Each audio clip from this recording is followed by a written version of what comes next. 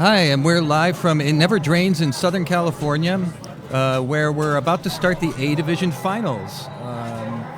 Incredibly tough group, and we're starting out here with Group 3, which includes Raymond Davidson, who you're watching, who chose this game, Andrei Masenkov, Mikhail Sjolin from Denmark, and Johnny Modica. And Raymond chose this game? That's right, he did.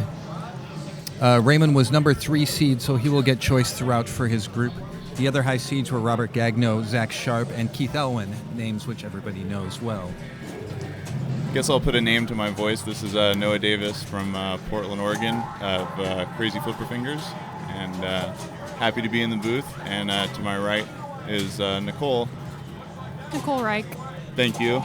Nicole Reich, also soon to be from Portland and director of the Pinball Outreach Project. And I'm Greg Dunlap, also from Portland. And I think I was the biggest failure of the group this week. Oh, I don't know about that. We can all share in some failure here. If we're talking, not playing. That's true. In the ultimate losers bracket in the booth. So looks like Raymond had a pretty rough first ball. I missed how he drained, but Johnny's up and making some good work on the left scoop modes, which seem to be a good way to get started. Yeah, that's how I usually start on NBA Fast Break. The first left scoop mode is that back glass game where you can't drain, and it's usually good for 20 or 25 points. And then this hot dog mode where all shots are worth 3 points is good. And then, of course, after this is the infamous trivia round.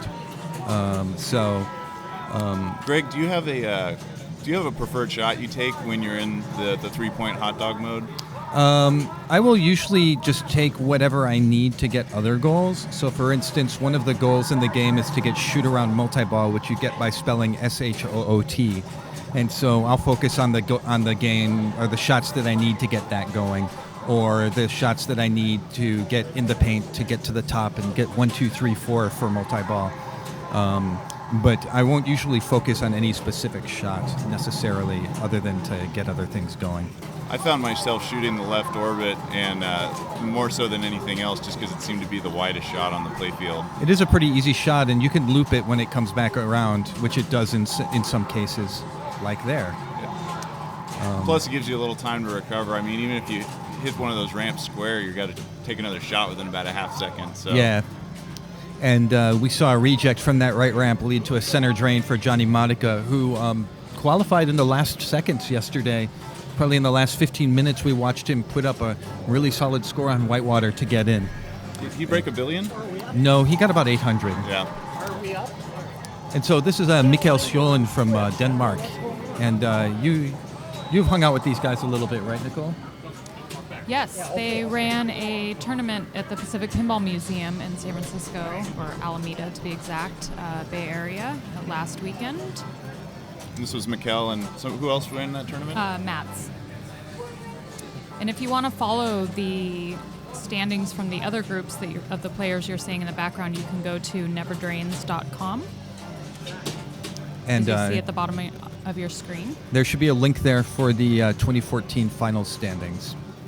And so our last player we're going to see here is going to be former world champion Andrei Masenkov from 2011, I believe. Papa 14. 14. He was our number 6 qualifier in this group. We have qualifiers 3, 6, 11, and 14. Checking his trivia. That's right. I see that Andre has a cheat sheet in his pocket. So one of the scoop all the way to the left here, the third choice is NBA, or the fourth choice is NBA trivia. And if you successfully answer it, you get 10 points. But if you don't successfully answer it, you get 1 point. And so you really need to be up on your 1995 NBA trivia. And I know many people have been carrying around cheat sheets for this weekend for that purpose. I heard several stories about someone who had, I just put up my best game on NBA and I didn't have my phone with me, so my best game was still 9 points shy of what it could have been. That's right. Except for those players who are really up on their 1995 basketball trivia or super familiar with NBA Fast Break. I was telling Bowen that at the time that this came out, I was in Chicago, and it was during the Bulls run. So I was actually watching a lot of basketball during this period. So I actually know a lot of those questions. And a rough start for everybody except for Johnny on this game. It'd be interesting to watch the players deal with the feed because the flipper rubber is extremely bouncy, and it can be tough to get a handle on the ball. You see a lot of attempted live catches. Raymond looked like he had a fumbled one right there, but he was able to recover. Yeah, usually. That was a nice drop catch. That seemed to be a pretty steady way to play it, because then you can take a quick one time at the left orbit or that left scoop. Yep, that's what I was going for, because finishing the left scoop modes was always my first priority. I've seen a lot of people trying to bounce it over with mixed results. Again, because the flippers are so bouncy, you tend to end up in the slingshot half the time. Yep. I think Raymond is one away from 1, 2, 3, 4. Is that around the world multi-ball, I guess it's called? Yep, he's also one away from shoot-around multi-ball. And hopefully he can get his last hole here for around the world. He hit it on the wrong light. Nope. But I think he's got one shot left for shoot-around multi-ball, that H. I have to admit, I learned a lot about NBA Fast Break this weekend. It's not a game that I've seen on location, even in Portland, where there's a lot of location pinball. It's kind of a joke I've heard from operators that it's referred to as NBA Breaks Fast. I guess it was a tough game to keep working, and as a result, just not many on location. Well, it also came at a time when pinball was certainly in decline, and I know that a lot of times, if you had there were a few times where if there was a poor selling game, then the game after it would actually pay the price, because they wouldn't want to make too many of the game after it, because the distributors would still be stuck with the game before. And so I know that happened in a lot of cases. And so Johnny's got the trivia quiz. Here we go. I happen to know the answer to this one. I do not. Neither do I. Wrong. It was the Toronto Raptors. I know that because I saw Bowen get that trivia question in practice just a few seconds ago. I guess you feel a little better about missing that when you're got about double everyone else's score. Yeah, I guess. But that was a tough outlane drain there. One of the interesting things about this is there's really no reason to not to give the game a good shove when you're in the outlanes, because there's no bonus, so there's really no penalty for tilting. I mean, you don't want to tilt your next player's ball, of course, but... Right. But that's impossible on WPC games mostly, because in the software, they won't start the next player's game until the tilt bob settles down. So now we've got Mikkel up with a very, very tough first ball. I've actually gotten 0 on NBA Fast Break as a full game score before. So he's already doing better than you. Yes. Not this weekend, but in the past. And so he got 18 points out of that backbox mode. So, that was ugly. A miss straight to the outlane. Yeah, this game has there's a lot of ramps and a lot of shots, which also means a lot of posts. And with wide outlanes like these, you hit a post and, just got to cross your fingers, basically. The left ramp and right ramp in particular have really, really tight turns. And so if you don't shoot them really solidly, they have a tendency to come back and reject. Andre got his pizza power shots now for three. Does it actually help to double flip between the ball coming to your flipper? I don't think so. Why would it? I mean, I don't know. I just noticed that everybody who plays it is hitting the flipper buttons like constantly, not necessarily waiting for the ball. Like, I always wait for the threes when I do it personally. Andre's the first person I've seen actually not waiting. Maybe I just do that because I don't know what I'm doing. And just like that, Andre's taken the lead, doing exactly what we were talking about, focusing on those left ramp modes. Yep. Or those left scoop modes. And he's modes. trapping balls, which is something you don't normally see from him. Andre. Andre, very much an on-the-fly player in general. And there's that reject I was talking about from the left ramp, and he paid the price for it. But the price he paid is he's in the lead, so... He made some good work out of those three-pointers. Like, absolutely. Just roll passing and tagging that ramp. Mm-hmm. And so see if Raymond can get something. See if he can finally start his around the world multi-ball here. Oh, and he got blocked. It takes a lot of patience to wait for that guy to get it to the point where that guy's out of the way. Well, and there's not much incentive to rush it because you have. Well, there is a shot clock.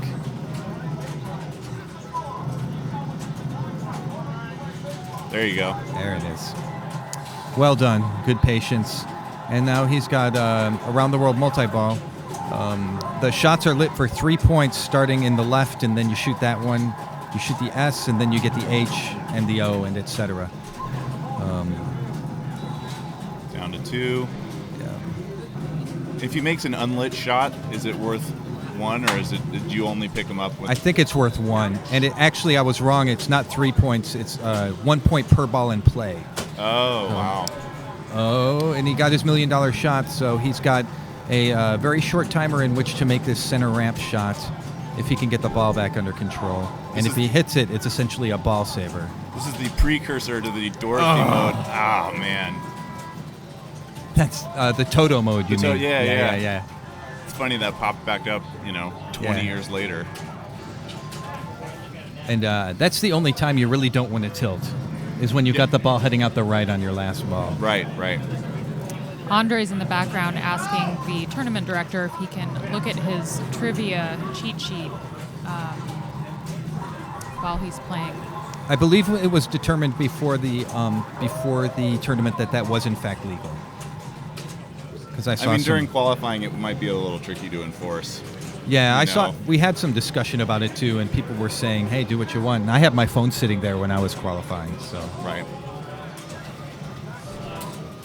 So Modica's looking to get an established lead here. If he can get that, absolutely. If he can get his 2 and 3, that should put him in pretty decent shape. Yep. And so this will light in the paint, and he's also got a combo there. One of the parts of finishing all of the goals in this game is getting certain combos. So one of them's left loops straight up the middle, and then one's left ramp straight up the middle, etc. But I don't think we're going to see anybody really getting that far, to be honest. It's a lot of work. Well, with all those center shots required. Yeah. It's scary shooting that center ramp because if it doesn't make it all the way. Oh yeah, it's coming right back in your face. Yeah. Although I have noticed on this one, it actually seemed the rejects on the center ramp seem almost better than the rejects from the right ramp. Yeah. Which is unusual. And so he's got one more shot here. If he can get to an in lane, that will light in the paint. And then after that, he'll be able to go up top and get his last number. That was great patience letting the ball settle down before taking his shot. This game definitely pays to be patient.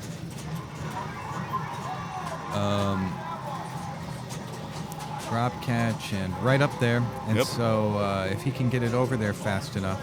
Just wait. Yep. Boom. Well done. What happened? It said out of bounds. Huh. I wonder what that was. I've never seen that before, Yeah. to be honest.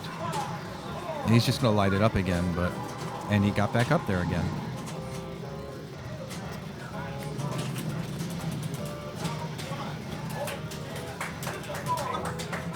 Man, he's quick on the passing. Yeah. Wow. He's not getting any luck there. Sometimes the ball can take a second to settle down in those holes, and then while it's doing that, the guy is the blocker. He's can't not really slowing see him. down. He's Yeah, not he's- slowing down any. Right, exactly. And you do have a timer on that, so he's back up there again. He actually needs 2 more of these, not 1. It looks like. There we go. Oh, There we go. he did. Yeah. That lamp must be out. So shoot around multi-ball, flashing shot scores 1 point per ball in play. So 3 if you've got 3 balls on the play field, 2 if you've got 2. It'll be interesting to see if he traps up here. I seem to recall it was fairly the angle of the flipper when it's in the up position is not super high, so it can be tough to get. And to with them being so bouncy, it's definitely tough. But he's making some good work at it here. He got 2 3-point shots, and he's still got his multi-ball going. So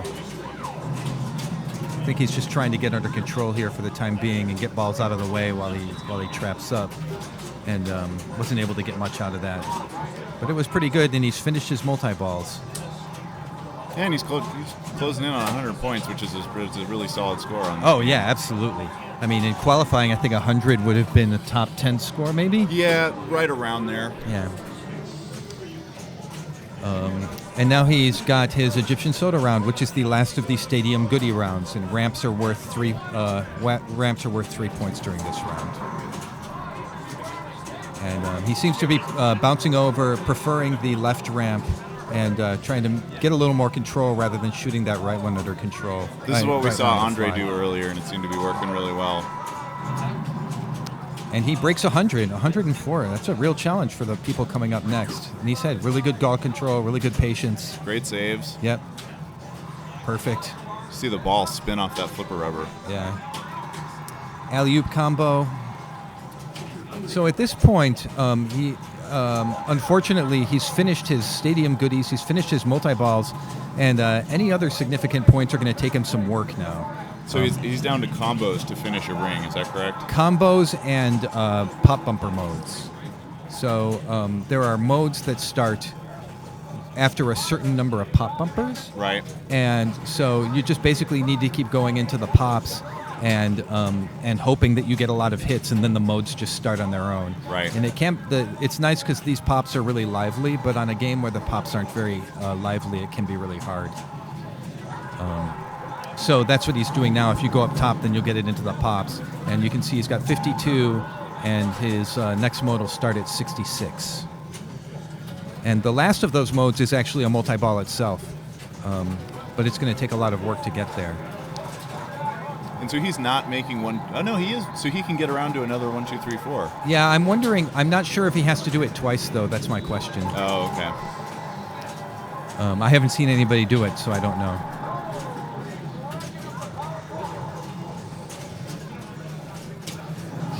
Continuing to crank away, and he's got that in the paint, and it looks like he's going to try and start that around the world multi-ball again. Maybe he can answer that question for us. Yeah, maybe we'll find out real soon.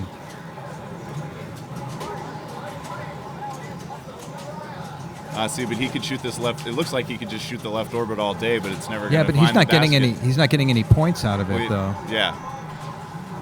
That's what's interesting about this game being basketball scoring. You can be hitting shots that. Yeah, that just aren't worth anything. Nothing. Yeah. And he started his run and shoot hoops mode. Great ball. But that was a great ball by Johnny. He's getting some applause from the crowd, and now Mikael and Andre have got a lot of work to do. And unfortunately, Raymond's in bad shape because all Mikael has to do is get 5 points, and Raymond's got a last, which is disappointing when you're top seed going into a game and you choose it. All right. Yep. 2 shots here, and he avoids good. a last. Yeah. This can be some of the worst time playing, though, as a player, when you just need this little tiny bit. Yeah, absolutely. I mean, the pressure is really terrible. And there's no question about bonus on this game. It's like Nope. You're either there or you're not. And he got it. Okay. So Raymond will be in last place and get 0 points for this match, which is really unfortunate. Raymond's a young player from Seattle, 20 years old, qualified in third against an incredibly tough crowd, which is super impressive. And we've got another trivia quiz. Do not know the answer to this one. But he did. So He did. That's all I didn't that even see what it was. In his.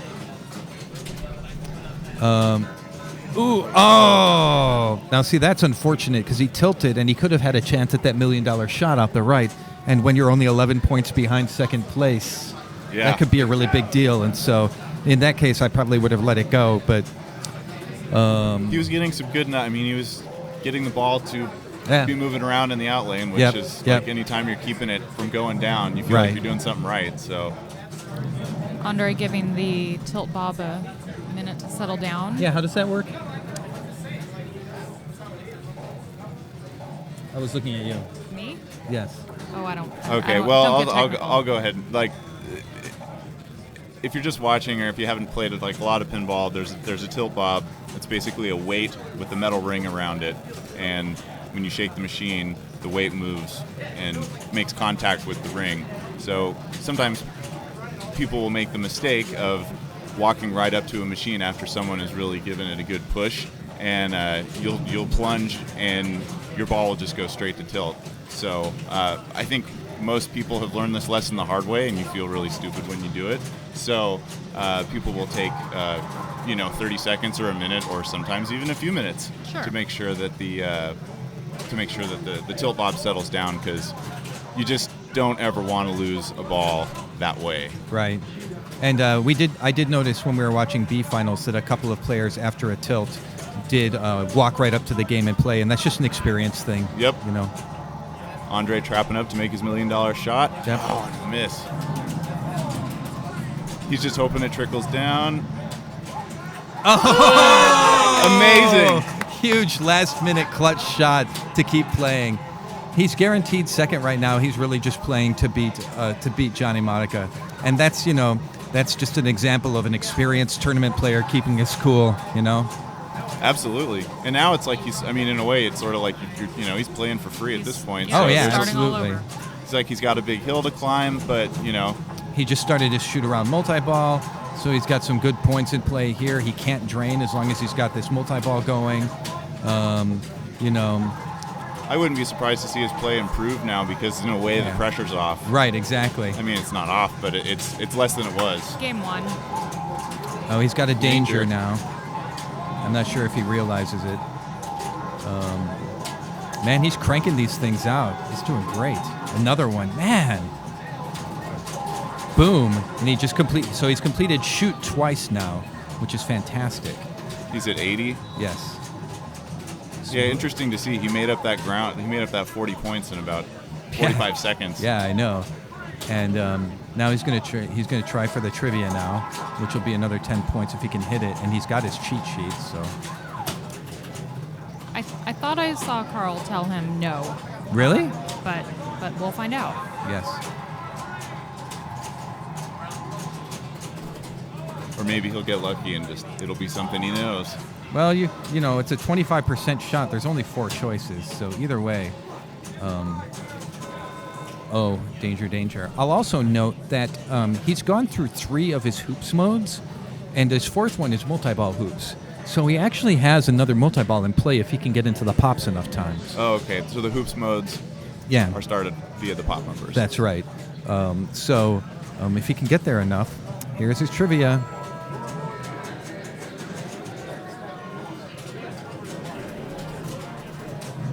I think I missed this one. Perfect. In qualifying. You got it. And he did not pull out his cheat sheet. So You should get double if you don't have a cheat sheet and you get it right. I would be pretty tempted to go into the pops and try and start that multi-ball hoops at this point, especially since he's doing really well with the catch out of the thing, the drop catch. But he starts his Egyptian soda round. He's got. If he can start cranking that left ramp and doing the pass over to the right flipper. Yep. There it is. There you And go. if I was Johnny, I'd be pretty worried right now. Oh yeah. I drew Andre in my first round in Pinburg last year, and I was not pleased. In my first ever pinball tournament, I had to play Andre. Did you know who he was? I did know who he was. And I was very nervous. Andre's a super nice guy, incredible player. I love him to death. He's really fun to watch too. Oh, man. Well, that was a great game. Great comeback. Good game there. And so Johnny Monica comes out of that with 4 points, Andre with 2, Mikhail with 1, and Raymond Davidson with 0. And Raymond's going to have game choice going into the second game. And with 0 points, you're going to want to think that hard. Oh, absolutely. And I mean, I've known Raymond for 3 or 4 years, and he seemed like he was just this teenage kid when I met him, and then a year later, Right, he was crushing. he's crushed. Yeah, he's beating me, and it's like, what the heck?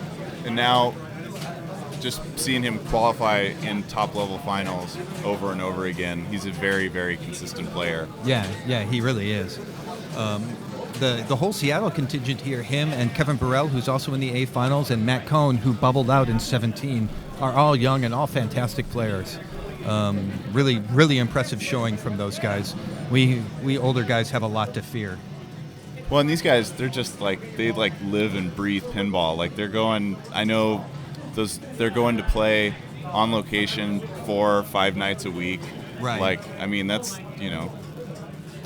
that's some focus, and it should be rewarded, and it is for them because absolutely. Here they are.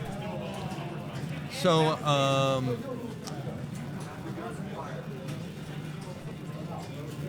So I think we're waiting to see. I don't know if maybe Raymond hasn't taken his pick yet. I think we have to wait for the. I think we have to wait for the other games in the round to finish before we can move on to the next game. And so we're going to switch here over to Dirty Harry and watch Kevin Burrell play. By the way, in Group 2 on Whirlwind, Robert Gagno put up a 31 million. Jeez. He crushed the thing, and he still has a ball left. It looks like. Oh, he's waiting. Oh no. Huh. Oh no, I'm sorry. It was flashing, but it's over. Oh, it's maybe flashing because he Right. put up the high score or something. So Kevin Burrell has a really good score going here on Dirty Harry. He is at $1 billion at ball 2. Yeah, and I didn't that's see what anybody else had. that's super solid. I mean, again, that would be a top 10 or top 15 score in qualifying. We saw Keith Elwin put up a 3, which I think was the number 1 qualifying score. And he's actually shooting for this mode, and that safe house shot is not very easy. And I've seen him brick it twice, nail it twice. This is kind of interesting. This is apparently it's like a prototype Dirty Harry that has a drop target. No, actually, it was done by Belcito as an aftermarket mod. Oh wow! He did it himself. Jim, I had Keith Elwin was on yesterday, and him and Belcito both did theirs, and so it was done as a mod for them to make the game harder. It's kind of a cool improvement. I'm not super familiar with Dirty Harry, but I believe there's sort of a mode where you can just sort of be shooting that over and over again, and it's also sort of a safe go-to. Like if you're in trouble, you just sort of throw it at the warehouse, and then it holds the ball for a while, and you get some time to recover. That's exactly right. Kevin Burrell doing a really interesting and smart move thing here. He purposely let his balls drain with the ball saver so he could get a ball up and get an easier feed to the upper flipper for a super. Except he's yelling, he's yelling stupid at himself. So well, I think he's yelling stupid at himself because after that he immediately drained out. Oh, okay. And he's trying to see where he's at. He's got 1-1. Player 1, who I'm going to assume is Elwin, has 1-2. I assume Elwin chose this game because he has high seed in this group. And it's a good game to come in. It'd be an obvious choice to come in strong. Yeah, exactly. He just got Alcatraz multi-ball, which is the 3rd or 4th Safe House award, I think. Oh wow! And that's fantastic. I usually don't go for that because that Safe House shot is really difficult. He's also got, it looks like, 3 modes done. Which can also be some good points. Oh. Yeah, he's trying to save that. So he's got a jackpot lit on the side ramp, it looks like, and so he's going to try and separate here. And then be doing left orbit, do left upper orbits. right ramp shots. Yep. If he can get the ball back, which he couldn't. And but that was a really solid ball, and it put himself in the lead. And when you're in the lead against Elwin at any time, you got to be happy. Oh, absolutely. Keith Elwin, 5-time Papa World Pinball Champion, 2-time Pinburg Champion. At the last Pinburg, I think we counted that he had received 13 first-place trophies in the Papa facility. Probably more than anyone else? In history, absolutely. So now we got Brian Shepard sort of coming in without having done much of anything on on ball 1. Oh, got a ball saver there. That always helps. He almost bumped it too. Yeah. If he can start this multi-ball off the side ramp, his jackpots will be worth $5 million more than normal. But I think at this point he'll just be happy to start it. Yeah, if you have a really rough first ball and you've got an opportunity to get into a multi-ball, it can be that chance for you to loosen up and hit a couple shots. Yeah, and I mean at this point he's probably he would be happy with, well, not happy with 3rd, but he's really trying not to come in last. Yeah, absolutely. And even just picking up 1 point in that first round can be a little bit of a assurance going into the rest of the game. Yeah. Getting 0 in that first game is it's really a bummer. But then again, best players can always recover from that, completely shake it off, and it's like never happened, and just keep playing.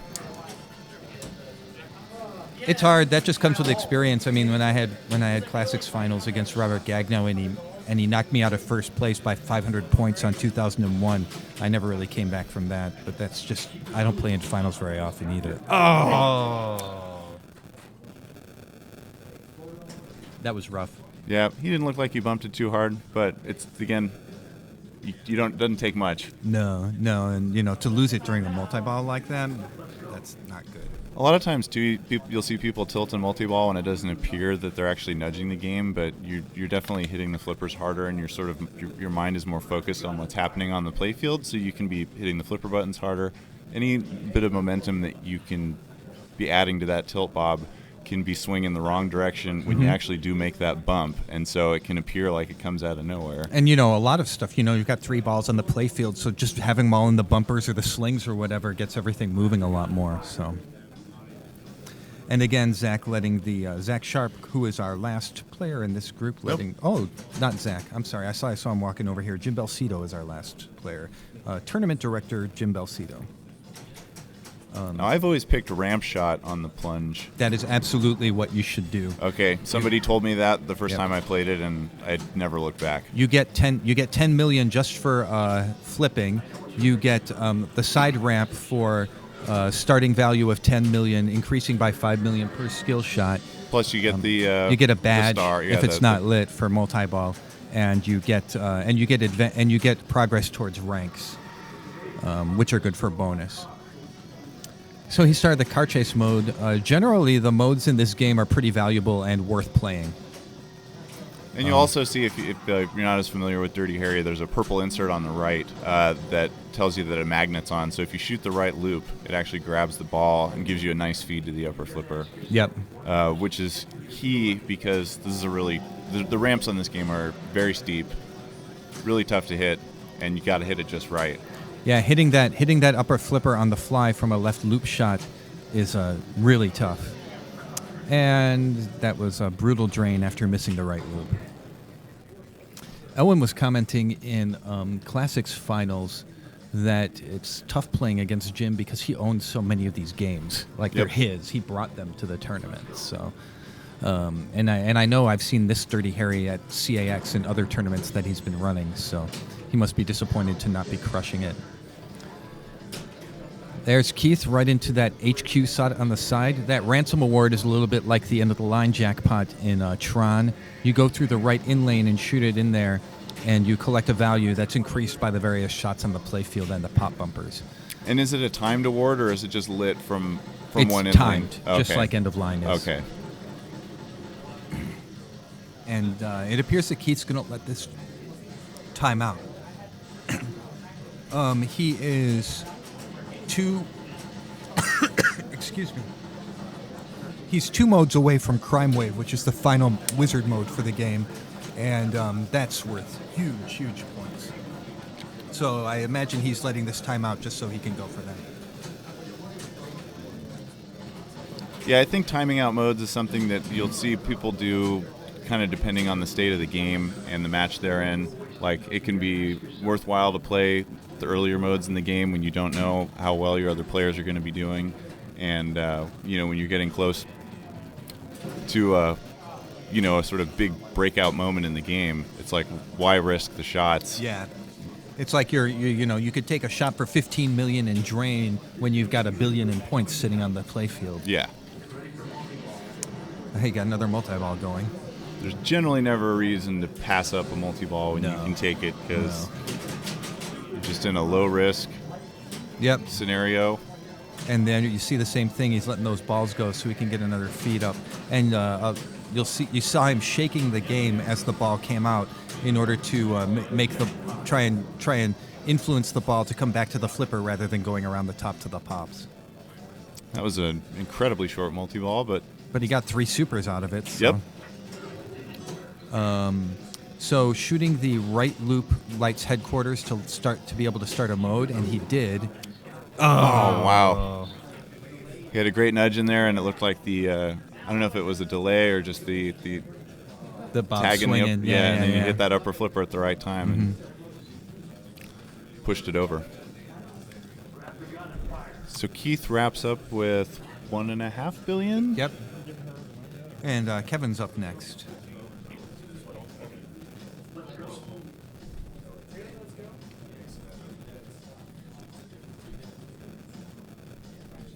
So Kevin had just passed Keith on his previous ball, and So he needs about 400 to get a first here. I see Kevin seems to be taking on the Josh Sharp mannerisms. be the more vocal, the better. I mean, whatever you got to do to kind of stay loose and. And Kevin's not timing out anything. He's playing this. He's playing this thing. And he's only got one mode left. Yeah, Is that that's correct? right. Yep. He could time out this mode. I was wrong. He is going to time out this mode. Oh no! There's 3 more modes left.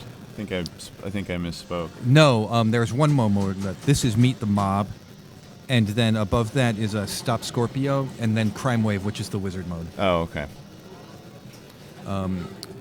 This beautiful. So he needs to shoot the left loop to light another mode, which he just did. Missed the flipper shot. It's really nice, good chill maneuver there, getting the ball back.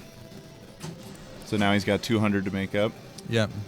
One more mode lit. It can be really nerve-wracking when you miss that upper ramp, or if you're trying to shoot the HQ from that upper right flipper, because the out lane is right below it, and nothing feels worse than actually shooting the ball directly to where you don't want it to go. Right.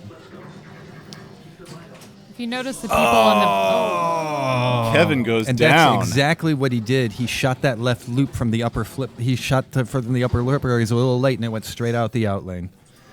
And he comes up 100 million short. Yeah, that's tough. He played a great game. Absolutely. There are some Dirty Harrys that I've played on location where you can shoot the left orbit and you just hold the flipper up and it feeds the ball right to the scoop. Yeah, you're not going to see that in a tournament, but it's really nice. It's super handy when it happens. It's the same thing with the shadows. Shadows do that sometimes for the con multi-ball shot, and it's so nice. So let's see. We got Brian and Jim are sort of both hovering right around 200, or I don't even know if Jim caught up to him. I think their priorities first and foremost are going to be not coming in last, and then worrying about catching up with Kevin and Keith. Brian's got some work to do to get his next multi-ball lit. On the second multi-ball, you have to shoot the badges in order from left to right. And that was him getting boned by that drop target we were talking about. Because normally that would have been a nice, easy fly into that warehouse shot and then feed it back to the flipper. So Jim needs 90 million here to secure a 1. To get a 1, and then he's got a lot of work to do. And if you think about it, he's going to get 10 million off of the ramp shot just for firing the gun, with a possible 25. With a possible 20 or 15 off of the side ramp if he hits it. So, you can be most of the way there right off the bat, but yeah. And I'm guessing if you can just get a mode started and make a couple shots, then he's out of the woods for last place. Anyways. Right. Oh, and he's got multi-ball lit too. Okay. And he started it, so that's pretty much over. Brian Shepard's going to get a last here, and now Jim's just got to settle in and get some points. Play his Dirty Harry. Yeah, exactly. Yeah. Like he's at home. Oh my God! And he got out of that with only that one super. That's tough. I didn't even see the other balls. No, me neither. So, as John Madden might say, he just needs to settle in here and score some points to win. Exactly. So, okay, we weren't crazy. It didn't kick any other balls out. Oh, so what are we going to do here? Are we going to call that a malfunction? Well, kind of see if some officials come over. He's got the ball trapped. Right. So I think we're going to call over the officials. Typically, in a situation like this, they will try to. Well, I think if it's a, I don't know. We might need to bring Mark in on this one, but I think it's like the kind of thing. If it happens twice, I see. Some things. Well, Right, because if it's a one-time thing, then it's just sort of that's pinball. right.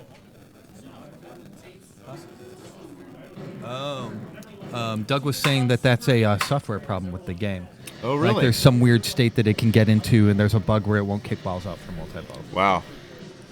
That's really gotta unfortunate. feel really terrible when that happens to you. Yeah, no kidding. I mean, it's one thing when it happens to you when you're in a qualifying game and you Right, can go right. like, all right, well, and play another entry. Right, but when you're playing for your tournament life, that's really sad. So Keith Elwin comes out of that with 4 points, Kevin Burrell with 2, Jim Belcito with 1, and Brian Shepard with none. In the other matches, we've got Adam Lefkoff winning on Whitewater with 4, Zach Sharp with 2, Bob Matthews with 1, and Bowen Cairns with 0. And then in the last group on Whirlwind, Robert Gagno crushed to 31 million. Yep. Steve Bowden had 2. Dave Stewart came in third with 1. He missed getting 2 by 20,000 points. On which game? On Whirlwind. Ouch. So that's like 2 slingshots almost. And then Carl D'Angelo came in last. Steve Bowden had 6,500,000. Dave Stewart had 6,487,000. And what were the final results of Classics? In Classics, I don't remember. Let's see. You can pull that up here. I thought you were saying that because you knew and you were going to tell me. No, I was asking you a question. Okay. Classics. Keith Elwin won Jim Belcito won Classics with 8 points.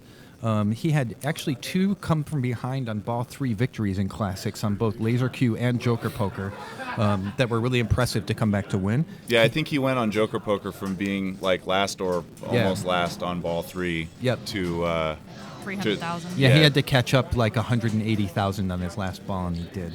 And then Keith Elwin came in second, Adam Lefkoff third, and Raymond Davidson fourth. And so now we're going to move to High Roller Casino. Raymond has chosen that, and while we don't have it up yet, it appears that his first ball was a house non-existent. ball. Yeah, exactly. Like he put up maybe 1 million points on this game. If I remember correctly, I think Raymond was maybe the top score on High Roller Casino. Oh, the top seed? Or no, in qualifying, I think he put up the highest or The one of number the one highest. score. Yeah, it's hard because you want to choose games you had success on, but I mean, I always like to choose games I know really well. Like the best games for me are the ones where I don't have to think about what the next strategy is. It's Right. automatic. The decision-making process is there's not much decision Exactly. to make. I mean, who knows? Raymond could know High Roller Casino like the back of his hand. Yeah, it's possible. I haven't talked to him about it. I don't so- know if there are any on location in Seattle anywhere, but I mean, it's certainly possible. So, I played it for my first time this weekend. and how'd you do? About like everything else. Okay. Nothing great, but Did you play it, Nicole? I did not play it. Jim was telling me there's a lot to do with like finishing certain shots to get cheats that you can use on Right. certain modes. Like I asked him how it worked, and he sort of explained it to me, and it was like It's got a very none of it registered. Well, it's got Keith Johnson did the rule sheet. He also did the rules for like Simpsons Pinball Party and Lord of the Rings, all of which have very intricate, very highly strategic rule sets in which doing certain things in certain orders can be incredibly advantageous. So one of the things in this game is that you're supposed to finish casino games. Okay. And you do that by making certain shots in certain ways. And there's some, because it's casino themed, there is, at least when it's not in tournament mode, some randomness involved. But what you can also do is earn cheats. Okay, And that's yeah. Right. And when you have a cheat and you start a casino game, then it automatically gives you a victory at it with max value. So certain shots leading up to whatever mode you're starting, like if you do a certain number of them, Right, will get you a cheat, right. which is like an instant win. I don't remember exactly how the cheats are gained. I played this game some when it first came out. But my memory of the rules and that are hazy. And if Keith's listening, which it's entirely possible he is, I would expect I'll get a text message on that in a couple of minutes. But the other, saying, why don't you know the rules of High Roller Casino? yeah, what the hell's your problem? Keith is a notorious rules photographic memory guy. I'll ask him how much points the back scoop on Diner is worth, and he'll know exactly what they are. He's amazing memory on that stuff. So we're up. Mikkel's player 3. That's right. And what he's focusing on is the slot machine, which gives you slot machine multi-ball. Yeah, and that's a pretty easy one. Anybody playing it for the first time can figure it out. Basically, if you shoot that lifting ramp on the left-hand side, if you shoot it once, I think it lights lock. Shoot it again, it locks a ball. So that's a pretty standard, pinball rule. So, right off the bat, you can just be focused on locks. There's a ramp that raises and lowers to expose the lock, and I believe after you complete the first multi-ball, there's a bar that pops up in front of the entrance. Right, so and you've got to nail it twice to light lock then after the first multi-ball. Andre up. Right. Fourth. And that multi-ball is worth a lot, and so I've seen most players getting through 2 slot machine multi-balls and then focusing on the casino games after that. And apparently, There's your text from Keith. So Keith is there. It is cheats. 5 ramp shots gets you your first cheat, then 10, etc. Okay. Keith is also in the chat room for the live stream if anybody has any questions for him. Yeah, I think one of the things that was fun about this tournament is to play games that I'd never played before in a tournament. I think Jim Belzito's sort of notorious for including a Gottlieb System 3, like Teed Off was in. Right, Whitewater was in its CAX. Or Waterworld. Waterworld, yes. And I know that it makes some people groan because it's like, well, why can't we play World Cup soccer again? Or, right. There's all these sort of established standards, which are great because everybody basically knows them in and out. But you throw, you throw an unknown into the mix. And, it can not level the playing field, but it just puts players who have encyclopedic knowledge of all these games that have been in tournaments a zillion times on more even footing with someone who doesn't know them as well, which can be fun for a newer player too, because I found people talking about how to play Teed Off because it's some super high ranked master player is talking to somebody who they're both getting to figure it out together. Yeah, I was telling Elwin that I haven't seen Teed Off since it came out. Yeah. So, but this is, Keith is very, very. Keith has himself been a competitive player for a very long time, and he's very, very cognizant of making games that are very strategic, that have a lot of choices, and where the scoring is very balanced and make you play the whole game. And so, I wouldn't be surprised to start seeing this show up a little more after this, actually, as people are exposed to it. I know that Elwin was telling me yesterday that he wished that it would show up more often. Another interesting thing about this playfield is that above the slingshots, there are those 2 angled ruppards that also have kickers on them, and that can make ball control in the middle of the playfield a real pain. Yeah, that's kind of a throwback thing you'd see more in games like Flight 2000. All right, or EMs even. Yeah, and it creates a lot more side-to-side action, which leads to outlane drains. More outlane drains, that's right. So we got Raymond focusing on going back to that lock shot, because I don't think we've seen anybody play a multi-ball yet. No, we haven't. You can backhand it. It's actually easier to backhand than it is to forehand. Yeah. And now we've got the patented Stern double ball release, I think I saw there. Like an accidental release. An accidental ball release. But he'll trap up. He'll trap up, and he should let a ball go, I think. He's looking to... He's looking for a ruling. But the way that this works, I believe, is that if you let one ball go, it will not drain you. It will not go to bonus. And he let it drain. Right, and it worked. So if he had let the ball go and it had drained him, he would have gotten the opportunity to add an extra ball on at the end. Correct. Yeah, and the rule is you can't just play 2-ball, multi-ball for free, essentially. Free. That's right. You've got to do your best to trap up and let one of those balls go. Right. Or if you're nervous like I am in these situations, you ask somebody, and they tell you, yep, let one go. Or if you're like me, you have no clue that it just happened. We were seeing that, I remember, at Rose City Showdown, which was which was a big event in Portland this year. We had Avengers, and it was doing that a lot. An unfortunate outlane drain there from Raymond out of the slingshots. So Raymond looks like he's multi-ball lit going into ball 3. I believe that's correct. And but ideally you would want to get through in B finals and in qualifying we would see people get through 2 of those multi-balls pretty easily. So I can't imagine he's very happy about that. And now we've got Johnny Modica up.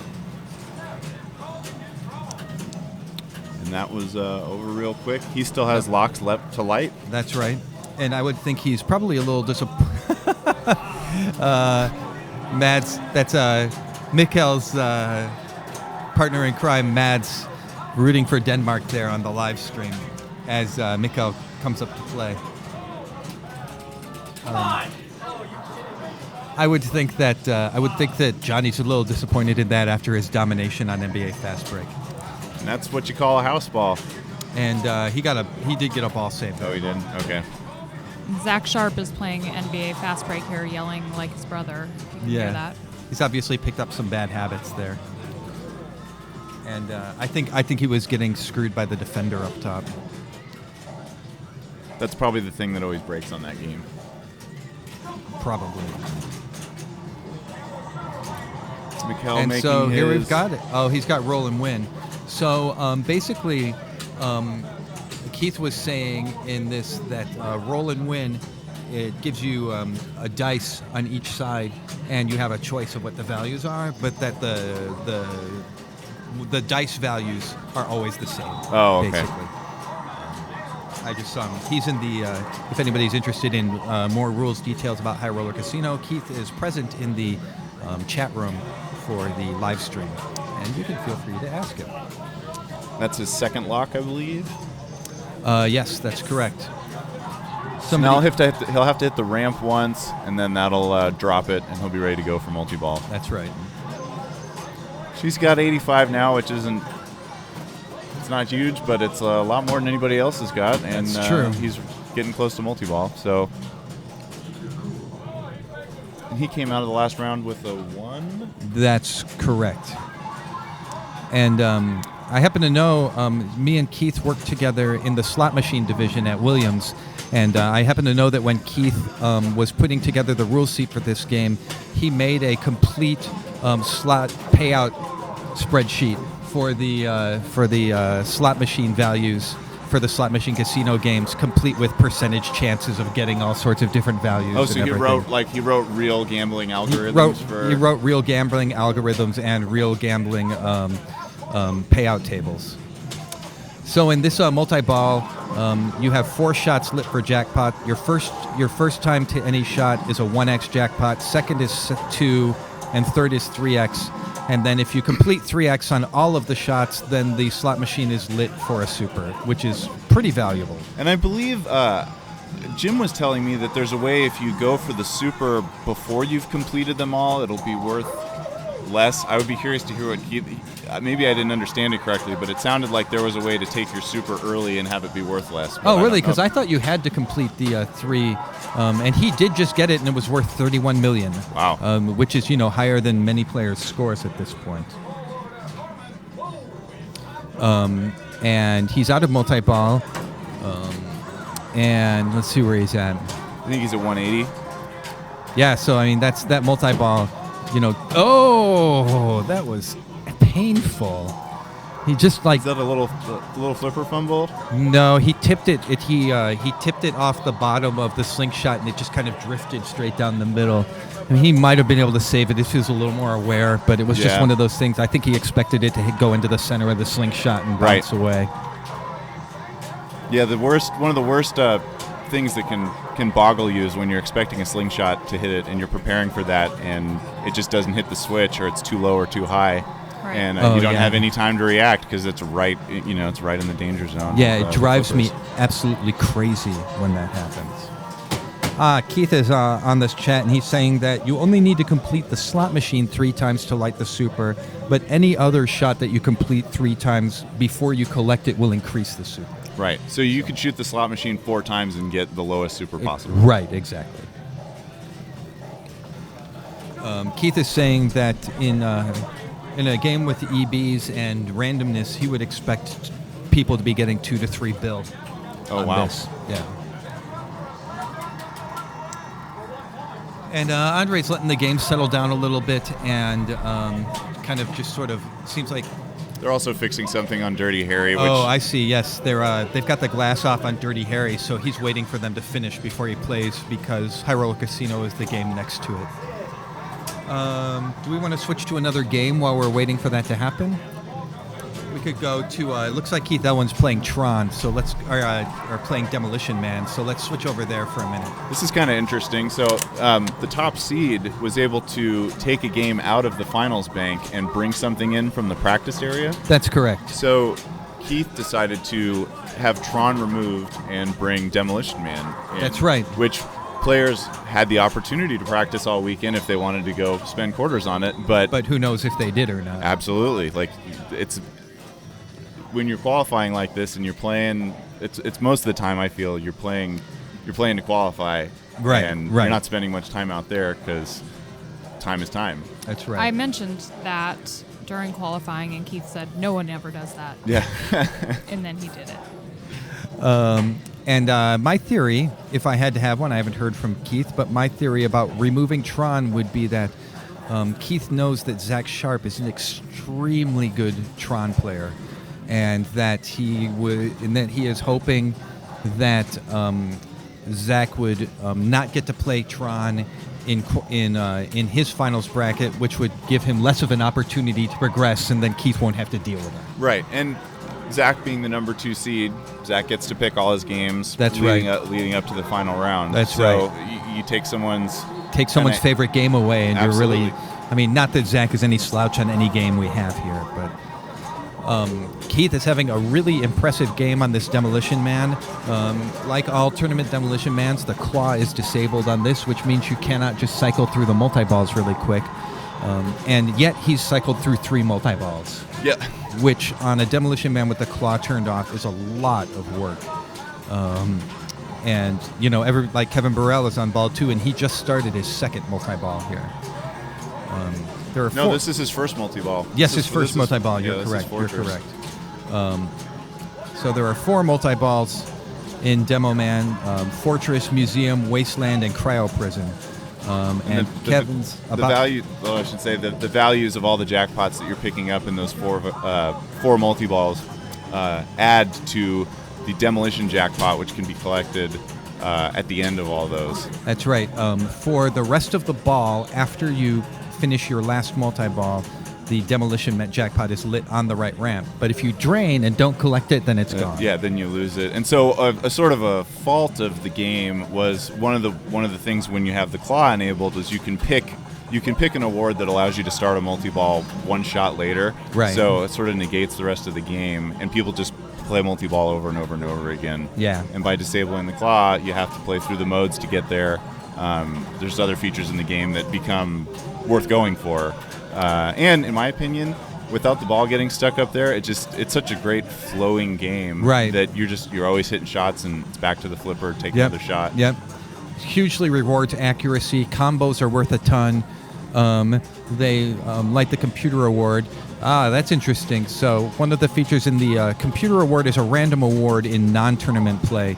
But in tournament play, it is still random. However, the pattern of it is the same for every player. Correct. So Maximize Freezes is the most valuable computer award. And Elwin must have gotten it at first as his first award, which means that everybody else will now get it as their first award. And it really changes the strategy knowing that that's coming. Because you can sort of keep it in your back pocket, like I can make this 1 shot and be get back an in easy multi-ball. multi-ball. That's right. Funny thing, the way I discovered the claw, the tournament mode and the claw thing wasn't from a tournament. It was actually the first pinball machine I ever bought and brought home, and the claw didn't work, and I didn't know how to fix it. So I turned it off and started playing it and was like, wow, this is great. So if your claw's broken, don't bother fixing it. Just play it without it. It is much better. It is a more fun game, but I always said I'd like to have one because it's great for practicing different multi-balls, because all of the different multi-balls have different rules and different things you need to do. So I always thought it'd be fun for practicing ball juggling and Sure. stuff. Kevin he did okay on his second museum multi-ball. He's got the computer lit again from combos, and Yeah, 741 on ball 2, and climbing is not a bad place Oh, to yeah, be. not at all. That's very, very solid game going. and let's see what he gets here. Light arrows, so that lights all of the non-flashing shots for 5 million apiece, I think, Something like that. or an increasing amount. It's not really anything that would change what you're going for. Nope. And that's a tough drain there. Missed the side shot and dribbled down the middle. He's got a solid game going here for sure. And again, Brian Shepard is going to be in a tough spot. In the meantime, do we want to rejoin our group on High Roller Casino? They're back in business after they got through Dirty Harry. Yeah, it looks like Andre's getting ready to step up here. So This is the IFPA World Pinball Player Rankings that we're looking at right here. Zach Sharp, who is playing next to us on NBA Fast Break as we speak, is in first place with Elwin, a very close second, and everybody else in also ran. If you saw there, it was Zach had 9:14, Elwin had 9:06, and then the closest after that was 7:50. Which was Daniele, right? Yeah. So.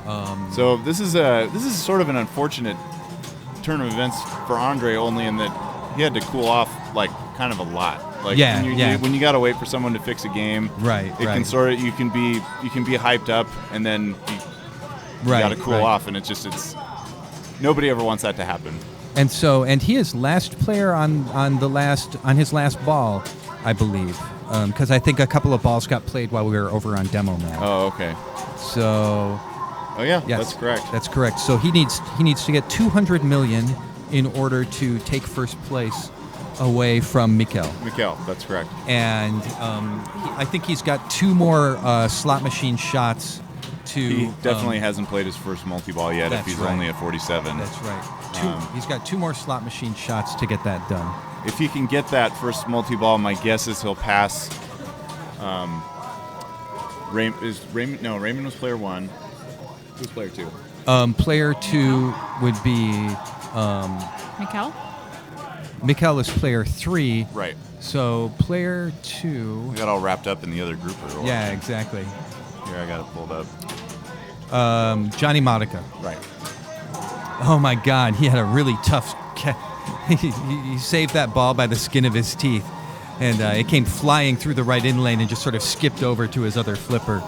And now he's got this multi-ball going, and I'd say there is now a very good chance. He's pretty much guaranteed to take second place here, and there's a very good chance that he's going to catch Mikkel.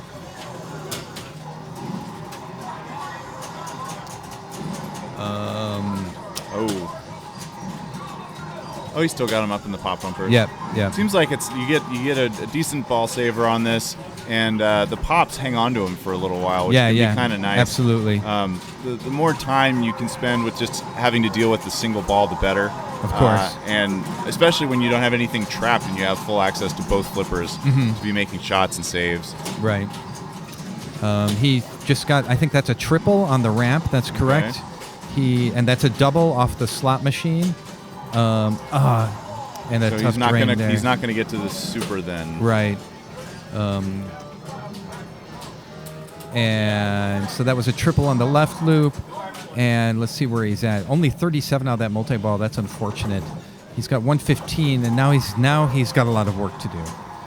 So it'll be interesting to see if he starts starts cranking that slot machine. That's what I would expect. I mean, he could play for casino games. But it's going to be a much riskier play than going after the slot machine, even though the slot machine itself is going to be somewhat risky. I think, and the extra ball is worth 20 million here, by the way, because I saw someone do that yesterday. Oh wow! And he had a post drain. Yeah. Yep. Not much that could be done to avoid that, other than not miss the shot. That's right. So we have Andre. So Mikael pulled out a win there, which is really important for him after coming in third on NBA Fast Break. So he's got 5. Johnny has 5 as well. He got third. That's right. And Andre has 4, and Raymond has 0, I believe. I think you're right. And that means Raymond will be locked out of moving on, which is super unfortunate after such a strong start in qualifying. Yeah, it's. I was recently in a scenario where I came into a finals match with game 3 with 2 zeros, and yeah. It's just. I mean, what can you do? You gotta just kind of shrug it off and go like, today wasn't my day, and. Yep. And Raymond can't even play one-handed with a beer. No, he can't. That's how I dealt with that. And so now we've moved back to this Demolition Man game. It's ball 3. Elwin is playing his last ball. He's starting demolition. He started time. demolition time. That's right. And this is we explained the demolition jackpot previously, which is the multi-ball scoring opportunity. This is what happens when you complete all the modes. That's right. And it is also a multi-ball. That's right. So arrows are worth jackpot values. You've got super jets running. And then hitting the targets, I think. Hitting the yellow targets, if you complete them, they add balls. Correct. Right? Yeah, I think you have to complete all the yellow targets and it'll add a ball. So what's great is you can keep you can be down to 2 balls and get back up to 3 if you can. If you can shoot complete all those targets. Drainy stand-up targets Right, that you don't exactly. want to shoot. And a lot of times you're just wailing away at them as a consequence of playing the multi-ball Sure. too. Oh, I Keith, always wind just shooting it up the center over and over because that's a pretty safe place to stick balls. Keith took a last-minute shot at that remaining target and actually ended up getting an add-a-ball in grace period. So now he's right back in. So now he's right back in it. That's right. So he's going to try and separate here and loop it up. So I would imagine he'll go up the center and then in the side. That would be my guess. Oh, no. Oh, interesting. Nope. And And what he's he'll going, do maybe is I end should have shot demolition the time. center.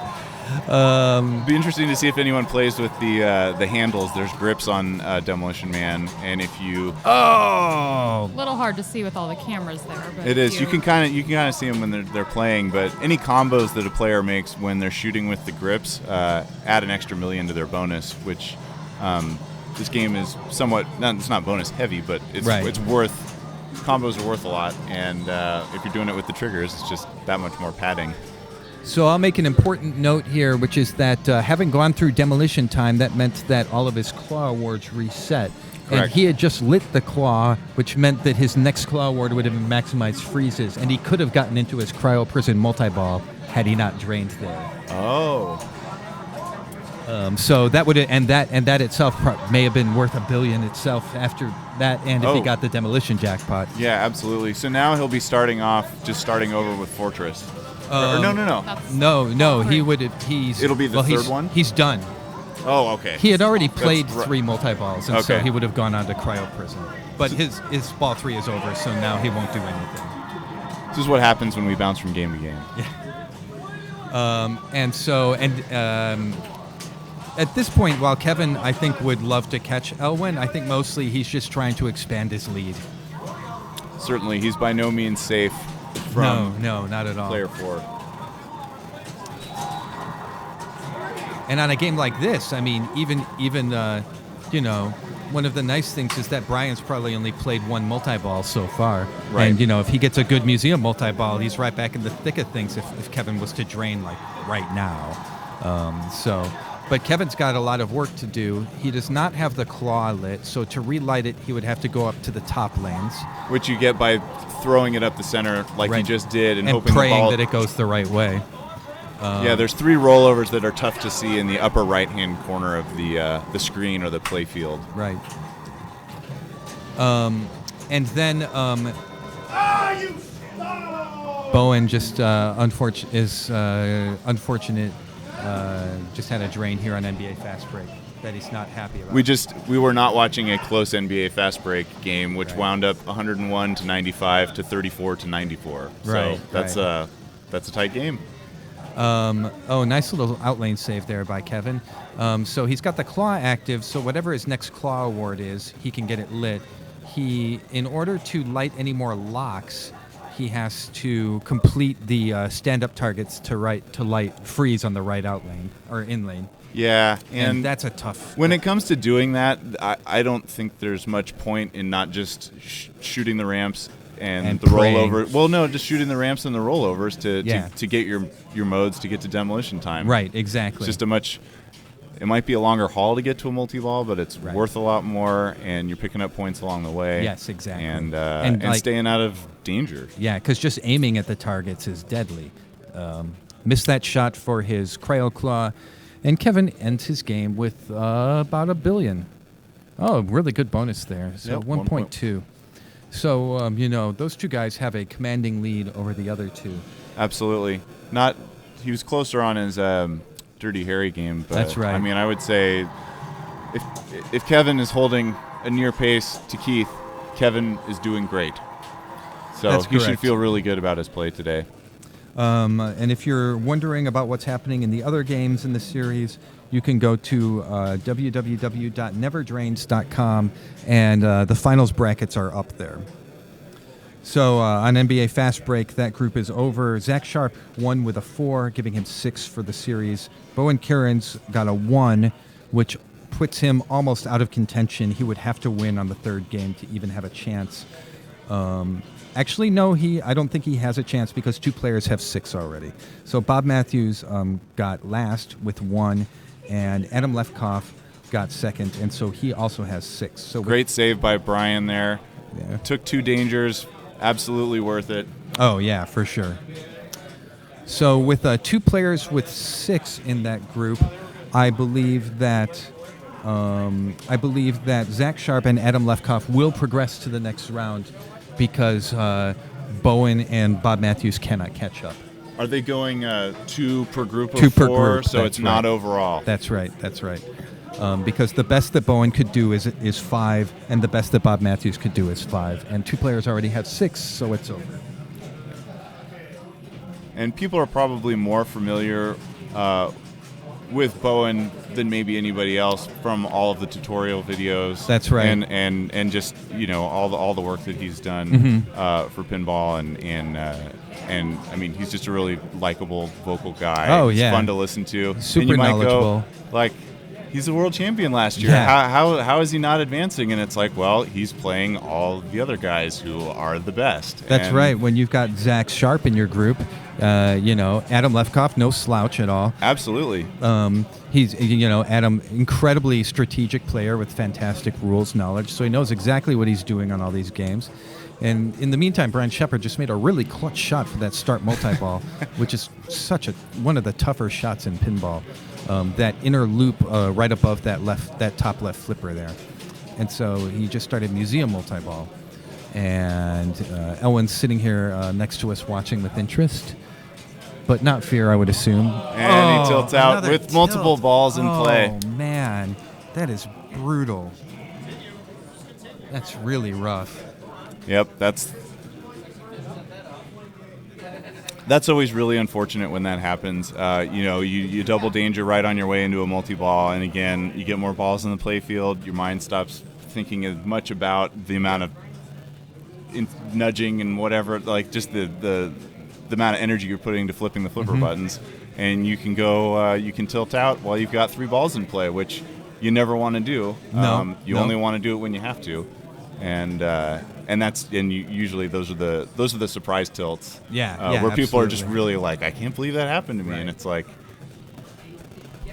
I think people's perception of time can change. Oh, too. yeah. Like you get a double danger, and then you're still playing, and then it's 20 seconds later, and you feel like it's been 5 minutes because you're on borrowed time, and so you're giving it some more, and then. And that will be the end of the day for Brian Shepard, who will now have 2 zeros and cannot advance.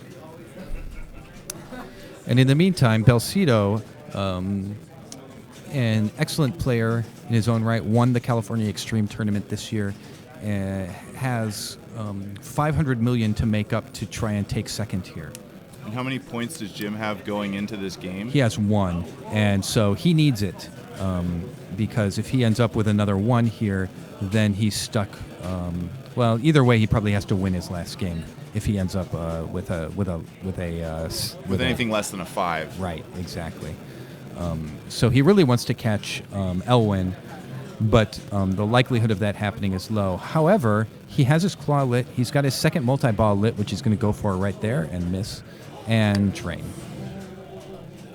Yeah, the lock shot is probably So it's probably the tightest Super shot. tight. And just the way the Demolition Man works, the saucer or the hole that it goes in up top, Right. it can rattle out of there on a clean shot. Sometimes a perfect shot will have too much force, and it'll pop right out of there. So in that group, we've got Elwyn crushing. He has 8, so he's guaranteed to advance. Kevin Burrell has 4. Belcito has 2, and Brian Shepard has 0. So Brian is out, and Elwyn is advancing. Okay. And in Group 2, on Dirty Harry, Robert Gagno again won, so he's got 8, and he is definitely advancing. And everybody else has 2.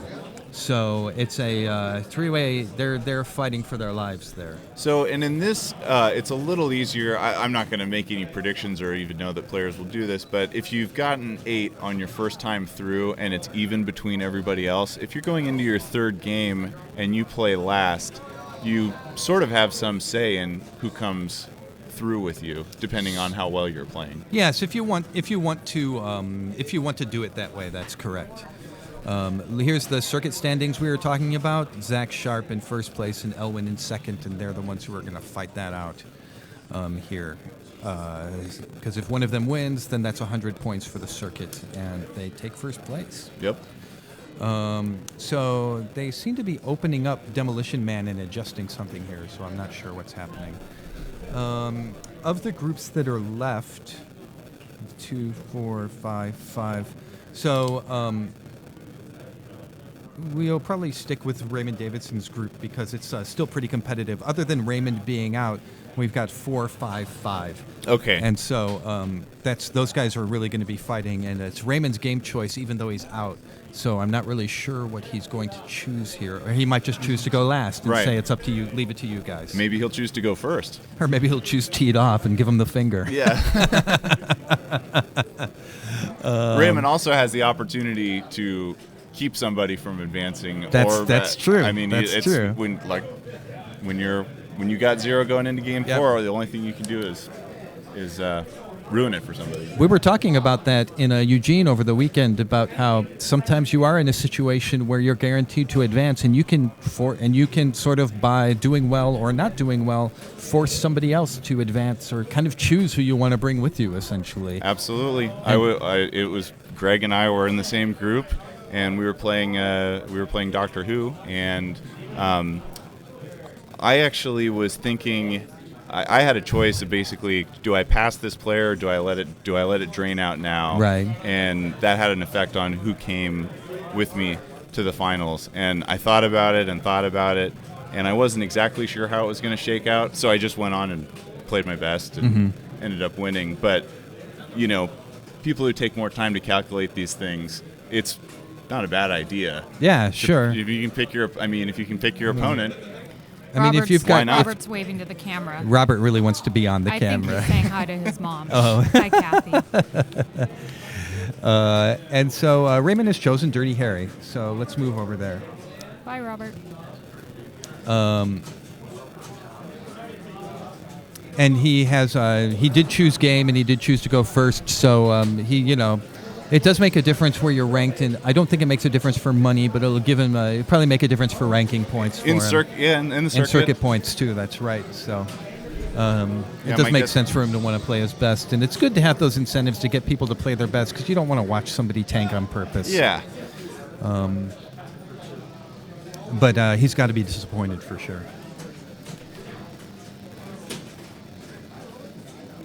And so here we go. He's right off to business, and he's getting to work. He's already got multi-ball. He's got one more badge for multi-ball already, and he's just cranking away.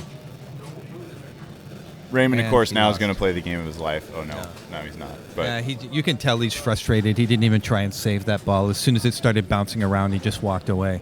And he's obviously not happy. it So- can be really hard to get excited when you don't really feel like you've got much to be excited Oh no, about. it totally can. I mean, when we were in finals over the weekend and I got 2 zeros and we were going into that last game, it was just like, whatever. Yeah. And so here's Johnny Modica. Johnny has 5 going into this last game, so he's in the best shape of anybody. But the other 2 have 4, and so really what it comes down to is whoever wins goes on. Right. And that's a great start, picking up that 15 million ransom, starting Barroom Brawl. And during this, the arrows are lit for jackpots and shields to progress to multi-ball too. So that's all good stuff to go for. So we have a 5, 5, and a 4. Is that correct? That's correct. Johnny's got 5. Mikhail has 4. No, I'm sorry. Johnny has 5. Mikhail has 5, and Andre has 4. Oh, okay. So Andre has to win, 4. I think. I'm not. If Andre- if Bowen's An- the best at calculating Yeah. these things. I'm going to do a little paperwork here. Okay. See if I can get back to you with that. Mikhail's warming up here, trying to get things going. In the other groups, Keith Elwin has chosen Teed Off. Dave Stewart is playing on Demolition Man, and that's the game that Robert Gagno chose. And the final group is complete. The results of the last game would be irrelevant for choosing who progresses, so they're not playing a third game. Oh, really? Yeah, because it's 6-6-1-1. So there's nothing that can be done in that game to change the outcome, so they just don't play the third game. Oh, really? Yep, And that was that Bowen's group? that was Bowen's group, yep. Zach Sharp and Adam Lefkoff progressing from that group. And I would assume we're going to see Bowen back over here soon enough. Absolutely. And Mikhail's got his modes going. We'll see if he can get a multi-ball started on this ball. It's not that hard to start multi-ball. Really, the right ramp shot is the toughest thing. And because it does exactly what it did there, it doesn't make it around the loop and then comes back in your face.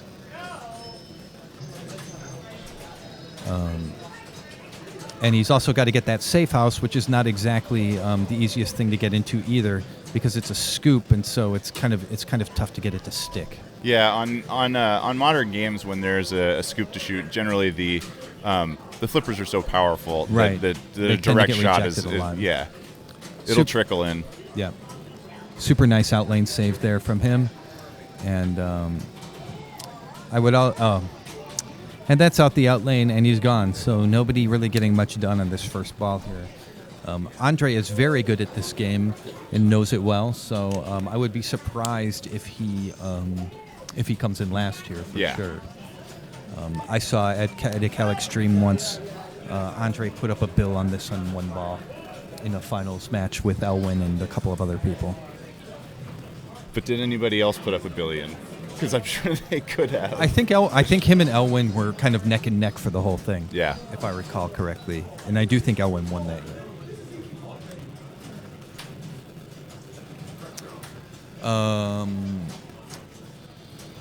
I love watching Andre play. He's a really lively player, and he's a lot less controlled than a lot of other players. He tends to shoot a lot more on the fly and not trap up nearly as often, which is like, for those of us that are kind of raised to play a more controlled game, it can be really freaky to watch. Yeah, yeah.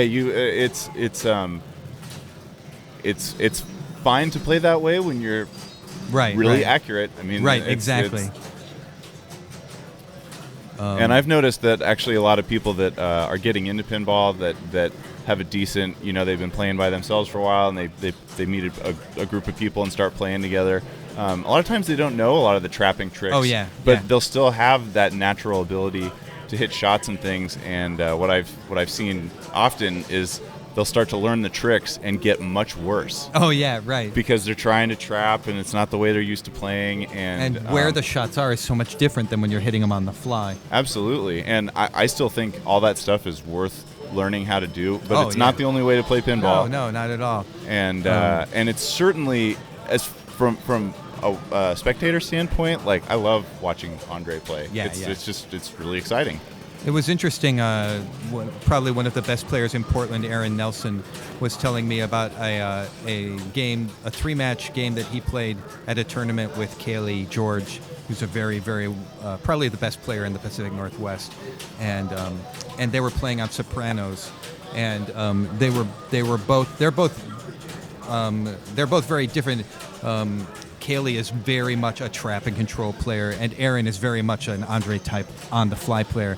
And Aaron was saying that on their last game that he was just starting to get a little intimidated by Kaylee, and he started trying to play Kaylee's game, and that it was a total mistake. Yep. Because it just threw him off of his groove, and you know he just really wished that he had just kept to play his game and do his thing. Yeah, because Kaylee was doing the switch hits, certain number of switch hits before the ball goes live. Playfield and I think I heard they put up an incredible match. Like they played 3 games for 2.5 hours. Yeah. Yeah. Which Sopranos is a long playing game, but even still, that's an incredible match.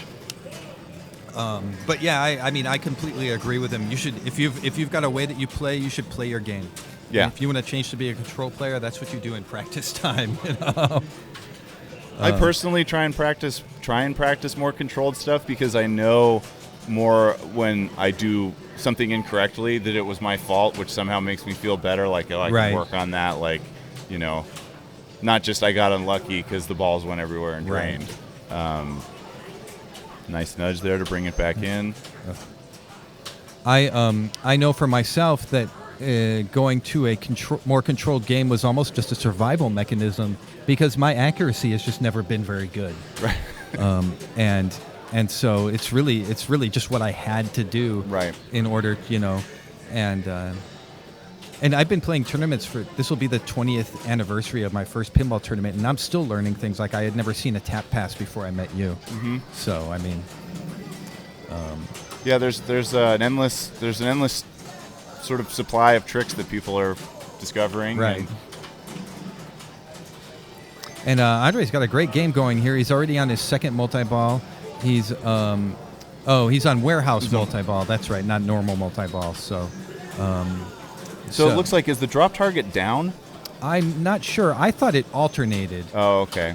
Like you hit it once. And then he got that side ramp to start main multi-ball, and that's his second main multi-ball.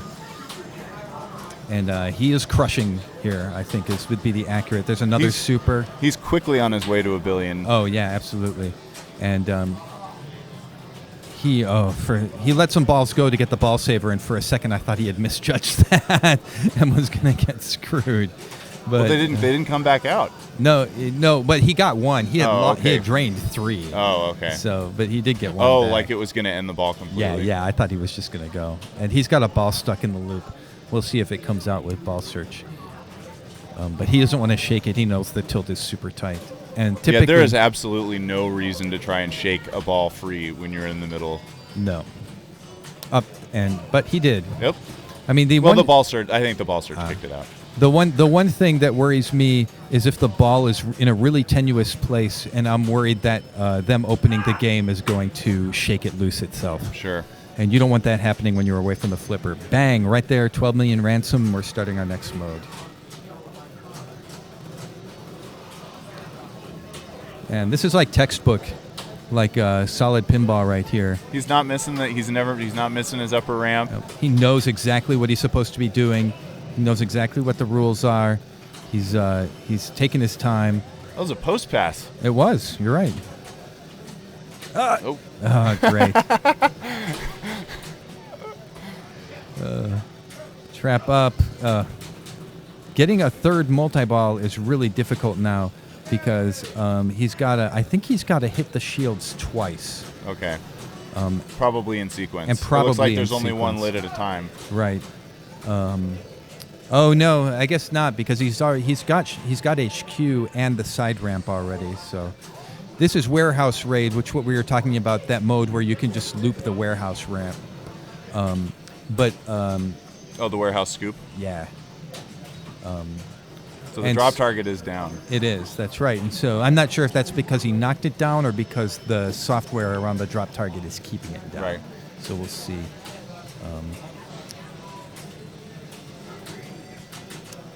and shooting that left.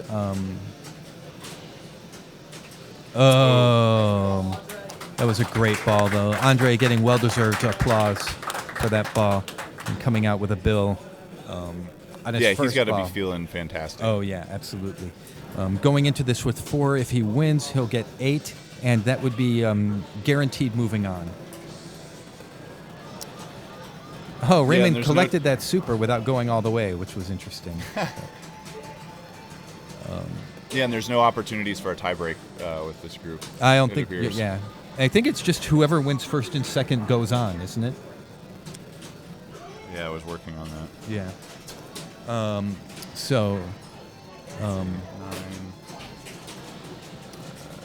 Raymond's only possibility is playing spoiler, and you can see his. He just doesn't really seem like his heart's in it right now. He was not really working it on that multi-ball. He's He's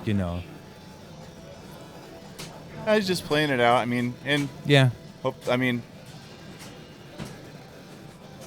It's always good to be playing in the finals. Like, sure, anytime you can absolutely. be, the more time you're up there, the better. Yeah. And even if it doesn't go so well for you, it's still experience in that, in that arena, which is very hard to come by. I'm really curious about Elwin's choice of teed off here. I mean, he had 8 going into the last game, so he could choose his he could choose to practice. He could choose to practice. All right, yeah, but I mean, that's true. Mark Steinman is pointing out to me that he by far had top seed on teed off, and I know that this is Belcito's game, so Belcito probably knows how to play it, but for the purposes of anybody else, I don't know.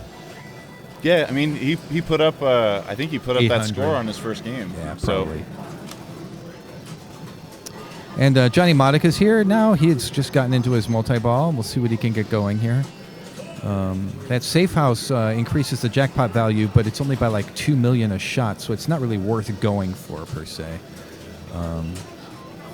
And didn't get anything going there.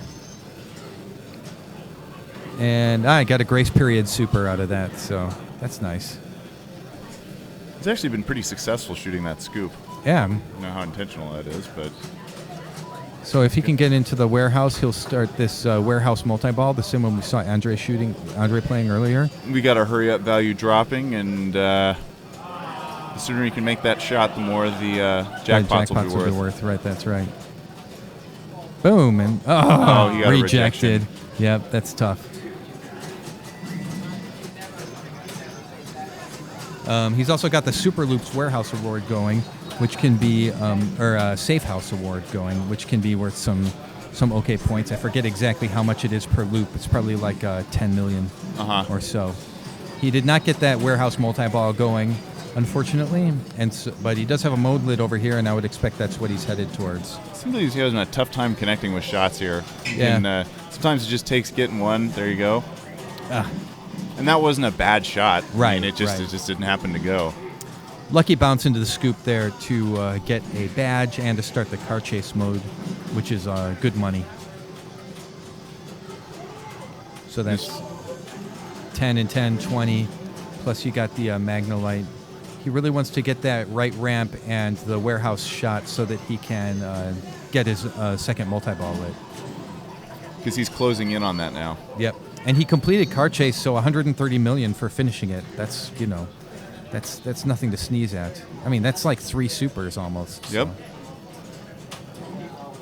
Multi-ball is lit. And you can start it at that warehouse. That's the flashing yellow light at the top, or off the side ramp. If you start it off the side ramp, your super is worth 5 million more than otherwise. Okay. So not a little more. Necessary, like it's not the end of the world if you take it from the scoop. That's right. I think in this situation you just want to get it going. Yeah, absolutely. Oh, and there's a super. Another miss, but it gave it to him anyways. Again, letting the ball drain so that he can get the shot up the right and possibly get some balls to feed down to the right flipper. He didn't get lucky on that the way that Elwin did when we were watching. Johnny, I remember playing with Johnny in B Division at Papa years and years ago, and he has by far surpassed me. which is always a little depressing.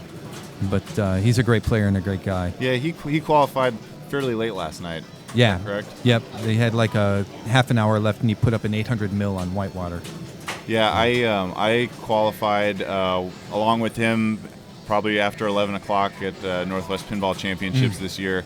And I had a really good time with him. We were kind of fighting each other, but like we were cheering for each other. Like Right. it's always fun when you get into those situations where you're competitively playing against somebody, but they're really nice. Right, and you're right. like yucking it up, and it's yeah. fun. It's not, doesn't feel like work. Right. Johnny comes out of 2 multi-balls with about 700 mil. Nothing to sneeze at, certainly. And Yeah, he looked like he felt pretty good about that. And in his case, since he's got 5 going into this game, if he gets second, he still goes on. Right. So he's not really worried about it at this point, I don't think. The Danes cheering on Mikkel, I'm sure, here. Mats has his sign. Yeah. It's not up though. It's kind of funny. You'll watch with the games being projected on the wall. Sometimes you'll find people not actually watching the person play, but watching their play on the wall. And that's exactly what Mikkel's friend Mads from Denmark is doing. And Mikkel gets a lucky bounce into car chase. He's got 2 badges left for multi-ball. One is the warehouse and the other is the safe house. He's already got the right ramp, which is noteworthy, and there's the safe house. So he just needs the warehouse to get multi-ball lit. I don't think he's played multi-ball yet, it doesn't look like. Yeah. So. Oh, and he picked up the drop target, which lit the multi-ball for him. And in he goes. Nice backhand. Yep. It seems like people haven't been backhanding that shot as much on this game, and usually I would backhand the hell out of that thing. And he's letting it drain. Letting balls go, trying to get that feed. I think it's kind of tough. It can be tough to backhand because the flippers on Dirty Harry, the plungers and coil stops that were used on it, made the throw of the flipper a little bit shorter. Oh, really? Yeah, it makes trapping tougher because the flipper doesn't rise as high. Also makes backhands trickier. Interesting. Yeah, because you got to take them higher on the flipper. Wow. I had no idea. Well, there you go. Did you have one of these? Nope. No, Demo Man was the one that you had. Yeah. But they same kind of configuration in like Johnny Mnemonic, NBA Fast Break. All those games that you can think of that are really hard to trap on. Yeah. Those are the ones. I think they were 1995 and after WPCs or something like that. Okay. They're like the later era of Williams games. Ooh, that was unfortunate. He bricked the the left ramp shot just a little bit early, and it went flying out the outlane. Got Steve Ritchie'd on a non-Steve Ritchie game. So Andre's still sitting pretty good. Yep. It's a great place to be in, having a good lead on everybody and a ball on him too. My guess is he'll just be playing more solid, relaxed ball. Oh yeah, Nicole, I assume you've seen Andre play Dirty Harry plenty of times at Free Gold Watch. I actually haven't. Really? And Nicole's if been I a said little. Yes, I'd be saying a lie because I have not. Nicole was quiet for a little while because of her mic was turned off or technical malfunction or something. I'm still here. And wow. I can't Extra believe long that. ball save. Yeah, no kidding. That's a lucky break for Andre there. Lucky he didn't tilt. Yeah, no kidding. Because at that point with no bonus and when you don't think you got a ball save, like you might as well give it a try. And that was that was a little flipper error. Mm-hmm. Yeah, the yeah. right instead of the left. Yeah. But yeah, I still don't think he's got anything to worry about at this point. Right. And going back to player one here. I think it's also probably safe to assume that Andre is going to be playing this game again if he advances. Yes, so I believe that you would be correct. That can be another factor, and do you decide to not take it serious on your third game? You know, if you're feeling really good and you got it locked, it's like, well, more times you can shoot those ramps and hit the shots, and and just spend time playing in the finals, I think you can loosen up more. Yeah, and I mean, a lot of times you'll see people say that on their last ball, if they're ahead, they won't play it. But I mean, I can see how in some ways some people will think it's like unsportsmanlike to keep playing and kind of shove your friend's face in it. Right. But on the other hand, I mean, in a situation like this, I would think that all the practice you can get on a game helps, especially if it's the last game and everything's been decided. Sure. Right. If you've got another game to play, then I can understand people being kind of irritated by you playing. But sure. I personally don't do that because if I feel like I'm playing good, if I've been playing good enough to where I don't have to play my last ball, I kind of want to keep the mojo going and just get going on the next one. But I mean, people certainly can do that, and it's not really a great reason not to. So he's got his first multi-ball going here finally. Picked up a super and a jackpot. It's so this game's multi-ball is a little weird because that right ramp shot is actually in a lot of ways harder to hit than the left one. It's steep. not worth as much either. It's steep and it's got a really tight turn, so a lot of stuff gets rejected just like you saw there. It doesn't make it all the way around. Yeah, it's not an easy recovery. I mean, it's actually the jackpot shots in this game are pretty difficult. Right. And it's really, it kind of blew my mind to see people of this caliber playing it and just jackpot after jackpot after jackpot. Left ramp, left orbit, left ramp. Yep. Over and over again. I can hit that left ramp pretty consistently off of the magna feed, but man, on the fly off of that orbit, I have a lot of trouble with it. It's really difficult. Yeah. I mean, the ramp entrance is fairly wide, but it's got a lot of height it's got to make, and it's got a tight turn, like you said. The make point in the ramp is pretty far up. Yeah, that's right. And Raymond's lit his next mode, which would be Warehouse Raid, if he can get to it. He's got... he's pretty much nowhere towards multi-ball. He's still got to hit that left HQ for this next badge. Alcatraz multi-ball in this Safe House Award. I hadn't realized he had gotten that far around. I believe that's the 4th Safe House Award. Oh, okay. 3rd or 4th. I'm not 100% positive. And jackpots on Alcatraz are... in the... 12 million. I was going to say in the 20 million range. Oh, okay. But they're not quite where's as the much shot? as I had Is it expected. the... I think it's the the left ramp? loop. Yeah, Okay. the left ramp. And he did... One of the nice things, too, is that if you... and it seems to be going up by 4 million a shot. So this one, if he hit it... Oh, it's moving. I see. So we got the left, and now it's on the right. I admit I have not played this mode very often. It's pretty rare I get that far into the multi-balls. Yeah, again, this is another game that I have to say I'm a little bit less familiar with because I don't see it on location that much. Yeah. Again, because the ramps are so steep, it's hard to keep it playing in any way that the flippers have to be in really good shape. That's right. If they're at 90% power or 85% power, it's not going to be enough to make the ramps, and then you've got no game. Yep, that's right. And we actually had a big problem with that in California Extreme a couple of years ago, where this was in there, and the flippers started getting really soggy, and they actually ended up swapping out one of the mechs from another game in the middle of a game. Oh my god! Because Andre had put up $1 billion, and then all of a sudden Elwin comes up, and he's like nailing the left ramp, and he can't hit it. It's never going around, and that was that's got to be I wouldn't want to be a part of that No. ruling committee or the tech who had to swap it out. And the reason that I know about that is because Bowen was the tournament director, and he had to run and get a plane and left me in charge. And so I was the one who had to deal with that ruling. And it's one of those things where, if Andre had had a crappy first ball, then just starting over or forcing them to choose a new game would be simple. Right. But having Andre come out of it with $1 billion on his first ball, it's like, now what are we going to do? And so they actually ended up ending his game, and he got to add 2 more balls at the end, and they pulled the flipper mech off of a whodunit that was on there, and then everything was fine. And then of course after that, Andre had game choice, and he chose whodunit, and so we had to swap the flipper mech back. I'm sure you were a big Andre fan after that went down. Oh yeah, it's his choice. Yeah, it's no, just like. Brent Stoddard, who's one of the techs here, I'm sure has very good memories of that.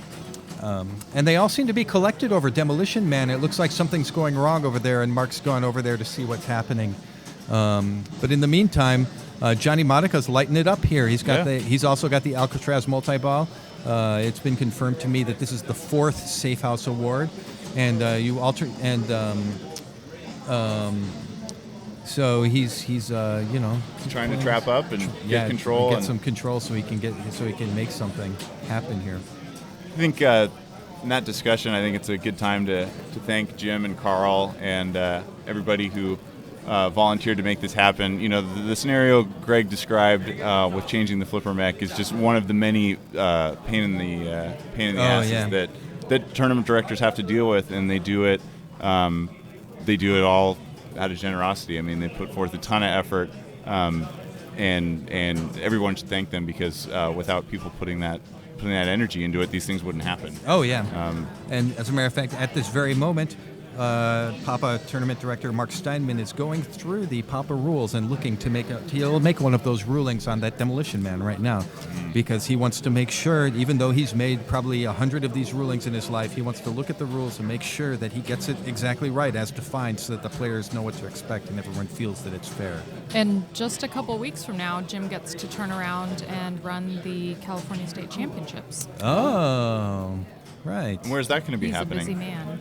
Actually, at Lake Alice Trading Company, where this tournament was held in previous years, except I think that we wouldn't have all fit there this year. So here we are at Chaparral Lanes in San Dimas. And so this game is over. Andre doesn't have to play his last ball, and Andre and Johnny Monica will go on to the next round. With over 1 billion and close to 900. Yeah. So yeah, both great games, really solid. We had Raymond with 700, so I mean he'll end up with a point at least, right? And I believe that will leave Mikkel with 6. Okay, so he just missed it. Yeah.